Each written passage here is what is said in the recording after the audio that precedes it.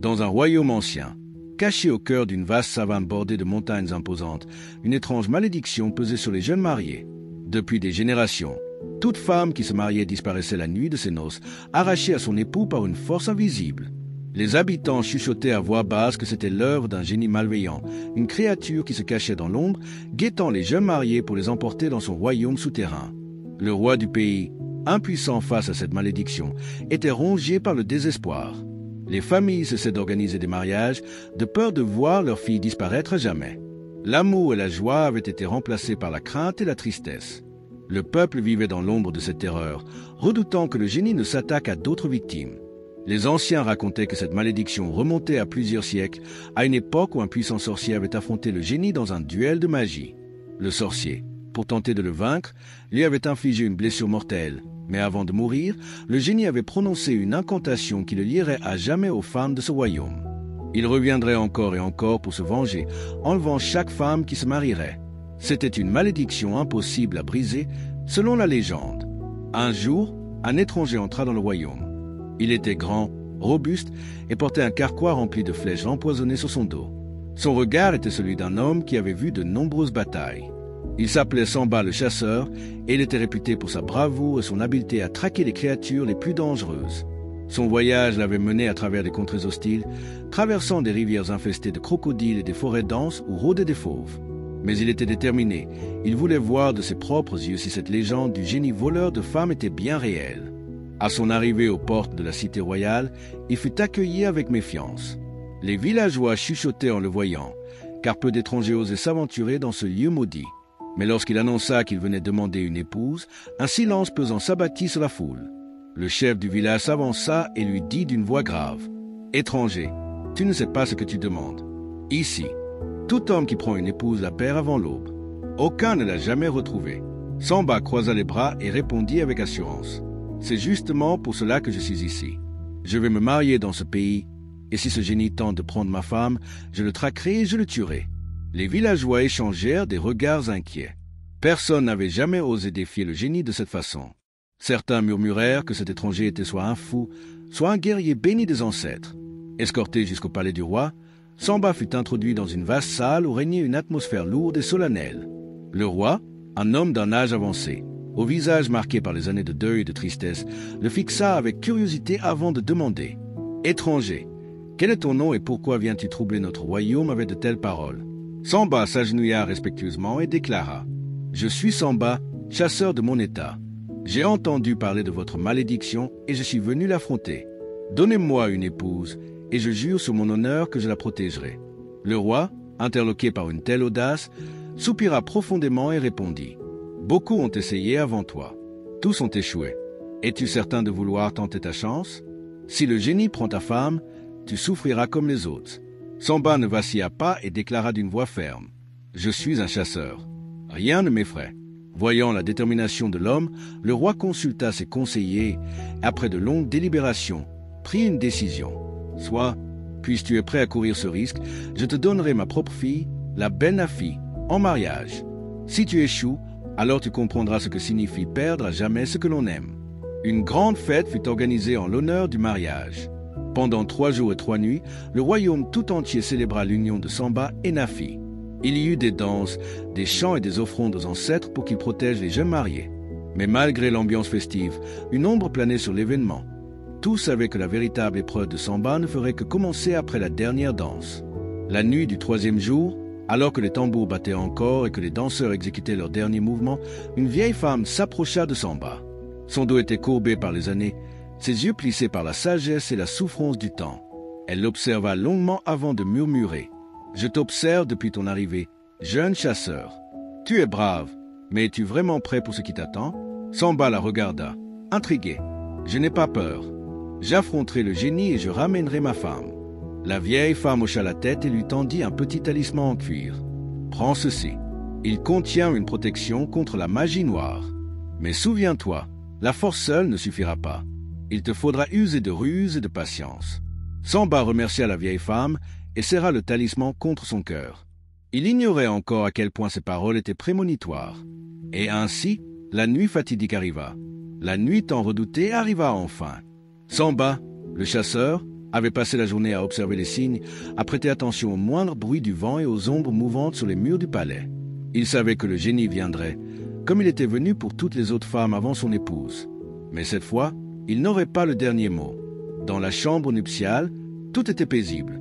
Nafi, vêtue d'une robe d'apparatis et de fils d'or et de perles, se tenait près de lui, le regard inquiet. Elle savait ce qu'il attendait. Bien que son cœur fût rempli d'espoir, une peur sourde l'envahissait. « Tu crois vraiment que tu pourras l'empêcher de m'emporter » murmura-t-elle. Samba lui caressa doucement la main et répondit avec un sourire rassurant. « Je suis venu ici pour toi, et je ne laisserai personne te prendre. » Il sortit alors de son sac le talisman que la vieille femme lui avait donné la veille. Il le posa sous l'oreiller de Nafi et lui murmura « Ce talisman te protégera. Peu importe ce qui arrive, garde ton esprit clair et souviens-toi de moi. » La nuit s'étendit sur le royaume, enveloppant le palais d'une obscurité dense. Les torchers qui bordaient les couloirs vacillèrent, comme si une force invisible tentait d'éteindre leur lumière. Un silence glaçant s'abattit sur la cité, et même les animaux nocturnes cessaient leur chant. Soudain, un vent glacé souffla à travers les murs du palais. Un frisson parcourut la peau de Samba. Il serra son arc et se prépara. Il savait que le moment était venu. Un éclair aveuglant illumina la chambre. Une force invisible envahit l'espace, aspirant tout l'air dans un tourbillon assourdissant. Nafi poussa un cri, mais avant que Samba ne puisse l'atteindre, elle disparut sous ses yeux. Le silence revint aussitôt, ne laissant derrière que le bruit de la respiration lourde du chasseur. Il se rua vers l'endroit où sa femme était quelques instants plus tôt, ne trouvant qu'un vide glacial. Il ferma les yeux, laissant la colère monter en lui. Il savait qu'il ne pouvait pas s'en prendre au vent ni à l'ombre, mais il pouvait traquer ce qui se cachait derrière ses forces. Il sortit de la chambre en courant, traversant les couloirs du palais, se dirigeant vers la salle du trône. Il trouva le roi déjà debout, les yeux remplis de tristesse. « Tu avais raison, le génie est venu prendre mon épouse » cria Samba, le poing serré. Le roi baissa la tête, accablé. Ainsi en va-t-il de toutes les épouses de ce royaume. Mais Samba ne comptait pas accepter cette fatalité. Il se retourna, le regard brûlant de détermination. « Dites-moi où je peux le trouver. » Le roi hésita un instant, puis fit signe à un serviteur d'approcher. Il murmura quelques mots à son oreille, et l'homme disparut dans une autre pièce. Quelques instants plus tard, il revint avec une carte ancienne qu'il déroula devant le chasseur. On raconte que le génie vit au-delà du grand fleuve, dans un royaume caché entre les montagnes et les brumes éternelles. Mais nul n'a jamais survécu pour raconter ce qu'il a vu. Samba fixa la carte, mémorisant chaque détail. Il releva les yeux vers le roi et déclara « Alors je serai le premier ». Sans attendre, il quitta la salle du trône et se dirigea vers l'homme le plus sage du royaume, le marabout, seul capable de lui révéler les secrets qui lui permettraient de vaincre le génie. Le chemin à parcourir serait long et périlleux, mais Samba était prêt. Il ne reculerait pas. Il sauverait Nafi, ou il mourrait en essayant. Samba ne perdit pas de temps. Dès l'aube, il prit son arc, un carquois rempli de flèches, son poignard forgé dans le fer sacré et quelques provisions. Son voyage serait long et semé d'embûches, mais son cœur était empli d'une seule mission, retrouver Nafi et mettre fin à la malédiction du royaume. Le premier lieu où il devait se rendre était la demeure du marabout, un vieil homme dont la sagesse était légendaire. Il vivait au sommet d'une montagne interdite où seuls les plus braves osaient s'aventurer. Après des heures d'ascension, Samba atteignit enfin la hutte du sage. Une épaisse fumée s'échappait du toit de chaume et une odeur de plantes médicinales flottait dans l'air. Assis sur un tapis usé, le vieux marabout l'attendait déjà, les yeux mi-clos comme s'il connaissait son arrivée avant même qu'il ne pose le pied sur la montagne. « Je sais pourquoi tu es là. Samba, dit-il d'une voix grave, le génie a pris ta femme et tu veux la récupérer. Mais ce ne sera pas facile. Pour atteindre son royaume, tu devras traverser 3 grandes épreuves. » Samba s'agenouilla respectueusement. « Dites-moi ce que je dois faire. » Le marabout prit une poignée de poudre rouge et la jeta dans le feu. Une fumée dense s'éleva, formant des images dans l'air. Le royaume du génie est caché au-delà du grand fleuve, mais tu ne pourras pas simplement t'y rendre. Avant cela, tu devras affronter 3 épreuves. La caverne des ombres, où tu devras affronter tes peurs les plus profondes. Le fleuve des âmes perdues, où les esprits des femmes enlevées tenteront de t'égarer. Le labyrinthe du génie, où chaque pas en faux te mènera à une mort certaine. Le marabout tendit à Samba une petite calebasse remplie d'une liqueur dorée. Bois ceci avant d'entrer dans chaque épreuve, et tes ancêtres te guideront. Mais souviens-toi, la force seule ne te sauvera pas. Tu devras être rusé et patient. Samba prit la calebasse et remercia le marabout avant de reprendre sa route. Première épreuve, la caverne des ombres. Après plusieurs jours de marche, Samba atteignit la montagne où se trouvait la caverne des ombres. L'entrée était béante, comme la gueule d'un monstre prêt à l'engloutir. Dès qu'il pénétra à l'intérieur, un froid glacial s'empara de lui. Il alluma une torche, mais à peine la lumière toucha les parois que des silhouettes spectrales commencèrent à apparaître. Elles avaient la forme d'hommes et de femmes, leurs yeux brillant d'une lueur sinistre. Des voix s'élevèrent dans l'obscurité. « Samba, tu ne peux pas sauver ta femme. Elle est déjà perdue. Tourne-toi et repars avant qu'il ne soit trop tard. » Samba sentit une sueur froide couler dans son dos. Mais il se souvint des paroles du marabout. Il ferma les yeux et marcha droit devant lui, ignorant les murmures.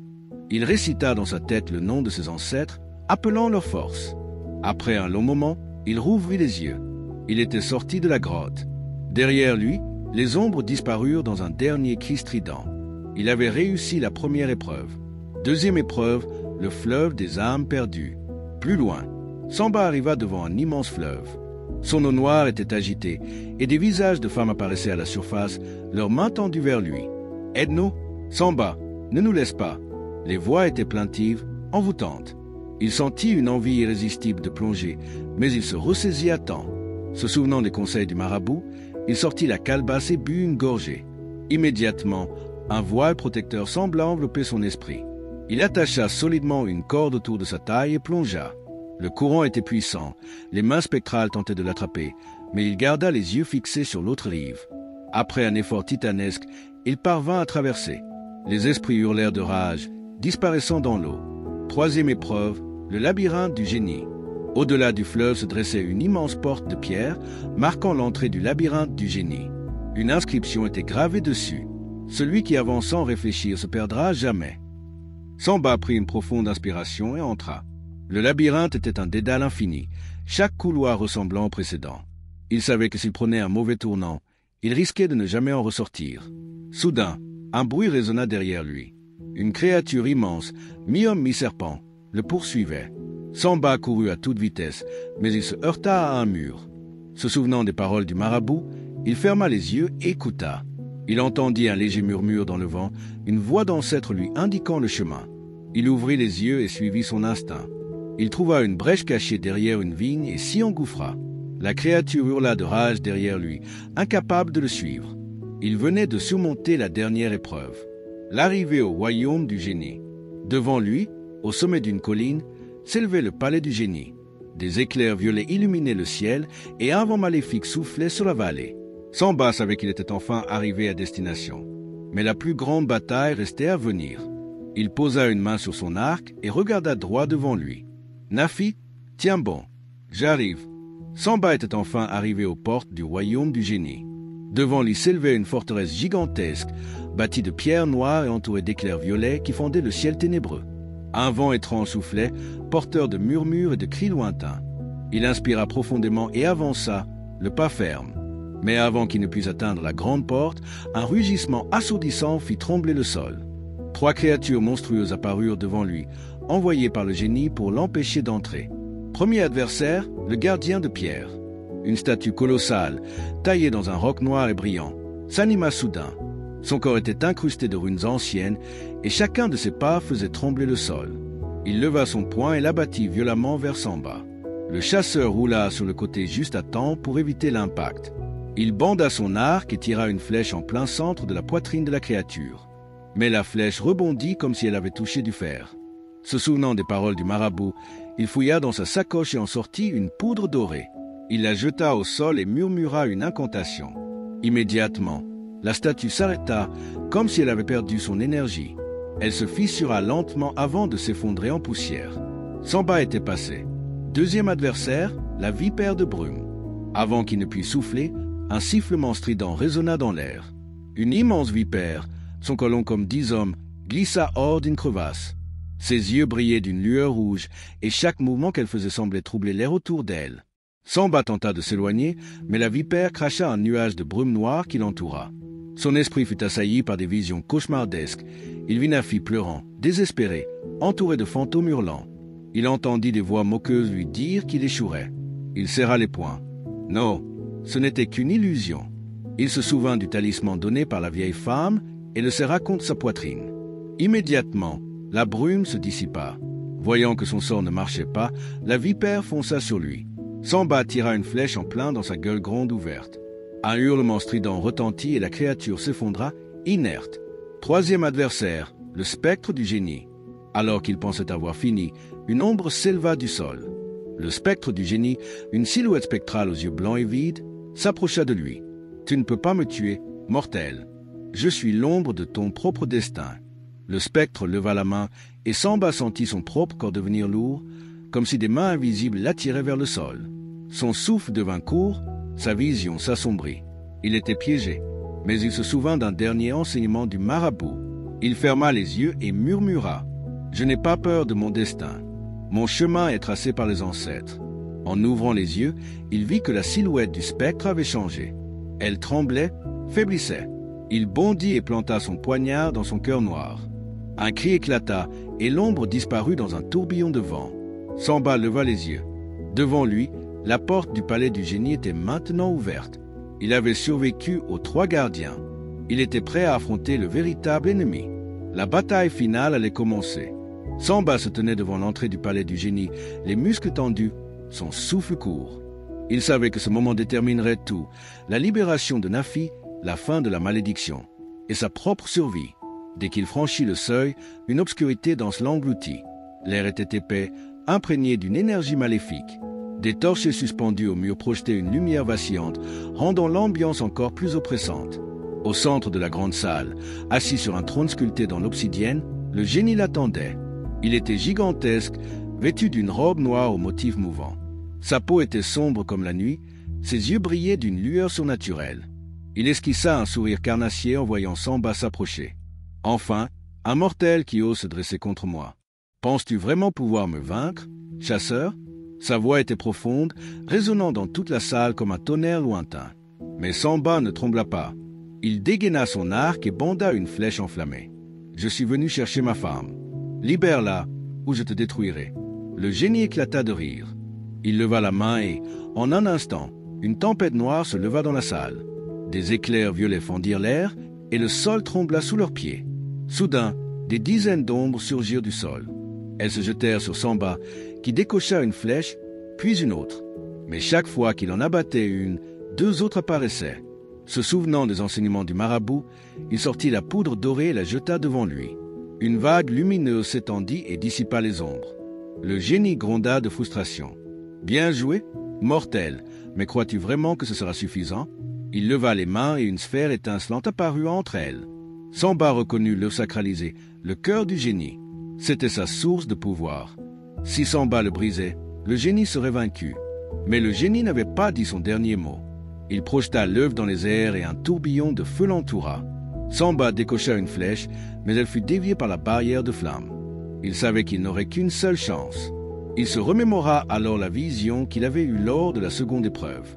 Une voix d'ancêtre lui avait murmuré « Ne vise pas avec tes yeux, vise avec ton âme. » Il ferma les paupières, ralentit son souffle et laissa son instinct prendre le dessus.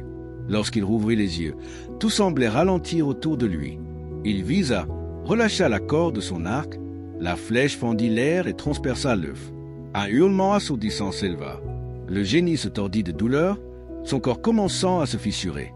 Un éclair éblouissant illumina la pièce, et dans un dernier cri de rage, il explosa en 1 millier de fragments lumineux. Le silence retomba.